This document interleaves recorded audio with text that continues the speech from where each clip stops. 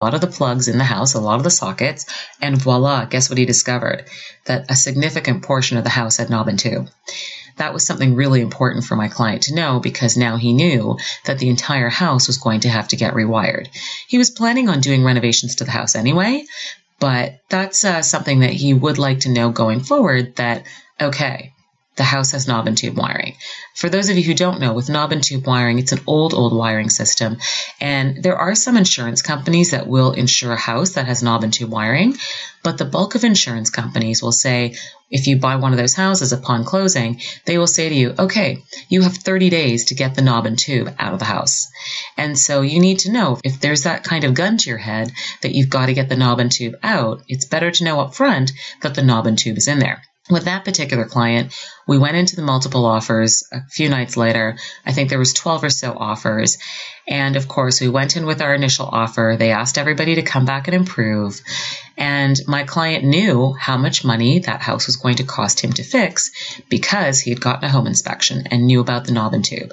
So he knew, once he did the math, that, you know what? If I'm going to have to spend X number of dollars fixing it up, this house is only worth X to me. And so therefore, I can only bid so much on this house. So it was a great thing that we did. I really believe in protecting my client and making sure that my client was able to make all the right decisions. And we made all the right decisions for him.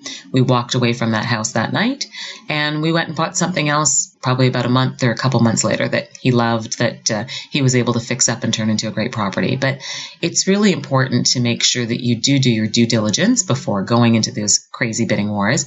Talk to your mortgage broker, talk to your bank, and make sure that the pre-approval isn't just a pre-approval, oh, you can go spend X. Make sure that your bank or your mortgage broker have approved you, so that you can actually go out and put in a justifiable offer on this house and not have a finance condition. In the multiple offer situation right now in Toronto, you simply can't have finance conditions or home inspection conditions in homes. And that's one of the reasons why I recommend for people, make sure you get the home inspection done beforehand. And in terms of the banking goes, make sure you have all your financing locked down so that you know comfortably that you can go in and bid on that house comfortably and everything will be approved for you. The other thing is, when it comes to multiple offers in a condo, you can't have a finance condition again. You can't have a home inspection condition again. However, when it comes to multiple offers with a condo, you can actually have a status certificate condition. People are okay with that. Now, you hope that the agent has pre-ordered the status certificate so that you have the status certificate ahead of time, so that people can actually have their lawyers view it before they have to put in an offer. But in the case that they don't, it is possible for people to put in an offer with that one condition on it of status.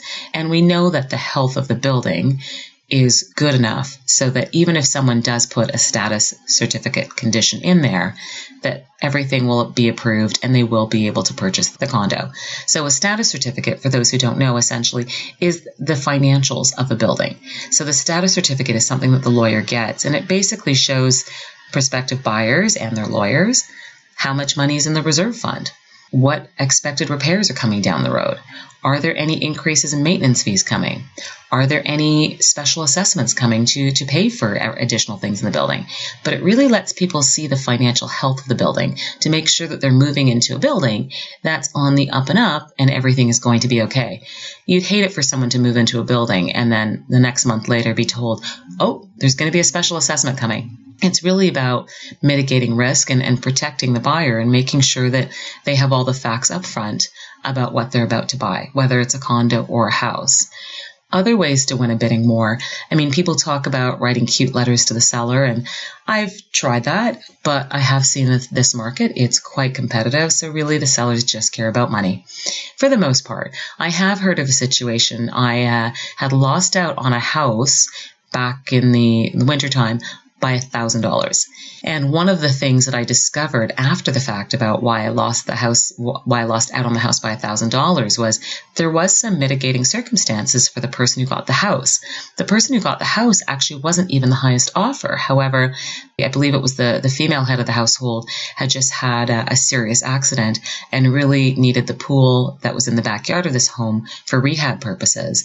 And once the sellers had heard her story and everything that she was going through, they really wanted her to have the house, which I completely understand. So they did sell the house to her and her family, and that's one of the reasons why, even though it wasn't the highest offer, they got the house. So there are cases like that, but for the most part, I've definitely seen that sellers just want the biggest check. Whoever's got the biggest deposit check and the biggest final check, of course, asking for offer price, would get it, and whoever has the right closing date. Having the correct closing date is also quite important when it comes to winning a bidding war as well, too. I usually check ahead of time to find out what kind of closing date are the sellers looking for. You can tell if the property is vacant and nobody's living there. It's not rocket science, but you can pretty much figure out that they're carrying the house and they don't want to be carrying the house any longer. So if you can close in 2 or 3 weeks, you're certainly going to be ahead of the game, and that's certainly going to be helping you winning the bidding war. Other things you can do to help win bidding wars is if you see a house that's perhaps an estate sale or a hoarder lived there, you can add a clause in there to basically say that you can just take the house as is, as in you will be in charge of getting rid of all of the items that are in the house, because that will make the seller's life easier. That will make their siblings or their family members' life easier. And so they're more apt to take an offer that makes their life simpler by someone who's willing to remove all the garbage and the debris and everything from the house is certainly going to be the person who wins that bidding war, just simply because they don't want to deal with those kinds of items if they have to. So that's another way that someone can try to win a bidding war, is to just do more of the work for the seller, things that they don't want to have to do themselves, really. Another way to win a bidding war is to be flexible on the closing date.